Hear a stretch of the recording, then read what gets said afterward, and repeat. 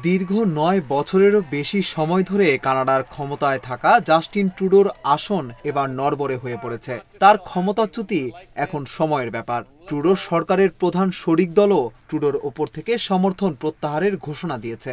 এমন পরিস্থিতিতে আগামী বছরের শুরুতেই ট্রুডো ক্ষমতা হারাতে পারেন বলে আশঙ্কা করা হচ্ছে।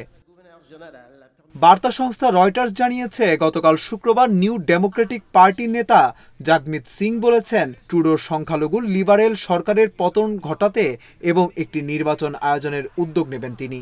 এরই মধ্যে এ বিষয়ে তিনি ট্রুডোকে খোলা চিঠিও লিখেছেন। জাগমিত সিং জানান, আগামী বছরের ২৭ জানুয়ারি শীতকালীন বিরতি শেষে হাউস অব কমন্সে তিনি অনাস্থা প্রস্তাব উত্থাপন করবেন।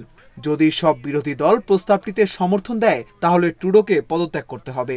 এরপর কানাডায় নতুন নির্বাচন অনুষ্ঠিত হবে।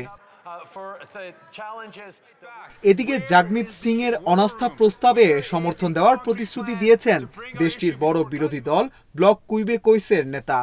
তার ভাষায়, ট্রুডোর ক্ষমতায় থাকার কোনো কারণ নেই।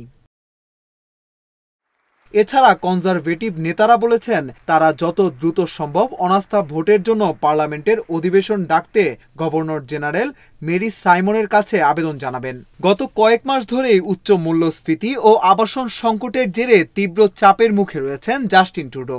তার জনপ্রিয়তা তলানিতে গিয়ে ঠেকেছে। গত 18 মাস ধরে চলা বেশ কয়েকটি জরিপে দেখা গেছে, কানাডায় এখন নির্বাচন হলে ক্ষমতাসীন লিবারেল পার্টি ডানপন্থী কনজারভেটিভদের কাছে পরাজিত হবে। এর পেছনে মূল্যস্ফীতি ও আবাসন সংকট নিয়ে ভোটারদের ক্ষোভ দায়ী বলে মনে করছেন বিশ্লেষকেরা।